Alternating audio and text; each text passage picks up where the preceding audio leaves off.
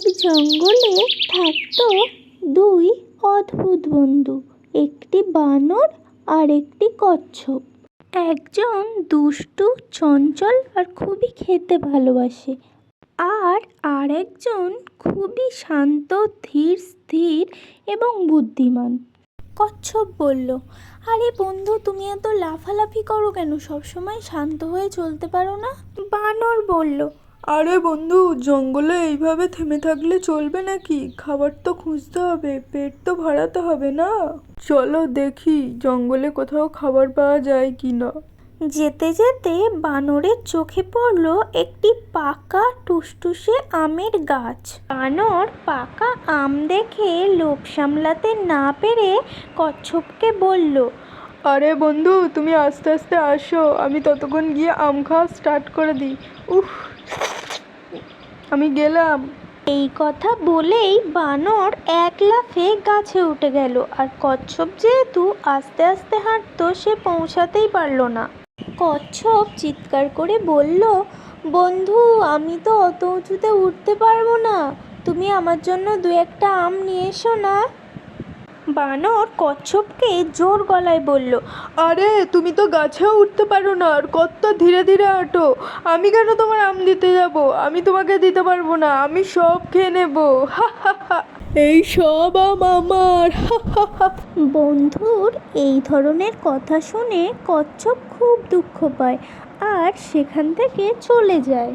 আর বানর বুঝতেও পারল না যে আমের লোভে তার বন্ধুকে কতটা দুঃখ দিয়েছে। পরের দিন বানর ওই আম গাছে আবার আম খেতে যায়, কিন্তু ওই দিন প্রচণ্ড পরিমাণে বৃষ্টি হওয়ার কারণে গাছের ডাল নরম ও স্লিপ হয়েছিল, আর বানর ওই ডালে পা দিতেই মরমর করে গাছটি ভেঙে পড়ল, আর বানর মাটিতে খুবই জোরে পড়ে গেল এবং তার পায়ে চোট লাগলো।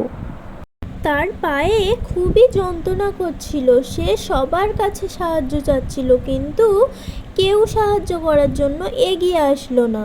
শেষে কচ্ছপ তার আওয়াজ শুনে তার কাছে এলো এবং জিজ্ঞাসা করলো, বন্ধু, তোমার কি হয়েছে?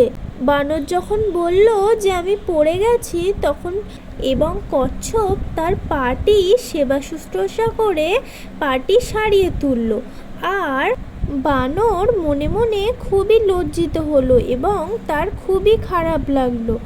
সে তার বন্ধুকে বলল, বন্ধু, আমার খুব ভুল হয়ে গেছে, আমাকে ক্ষমা করে দাও। আমার একা একা আমগুলো খাওয়া ঠিক হয়নি। চলো আমরা দুজনে মিলে আম খাবো। এবং বানর মনে মনে বুঝতে পারল যে যখন তার সাহায্যের দরকার ছিল কেউ আসেনি, কিন্তু তার বন্ধুই তাকে সাহায্য করেছে।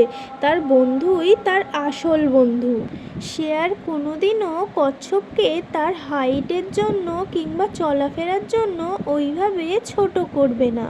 তারপর বানর আবার ওই আম গাছে গেল এবং অনেক আম পেড়ে আনলো।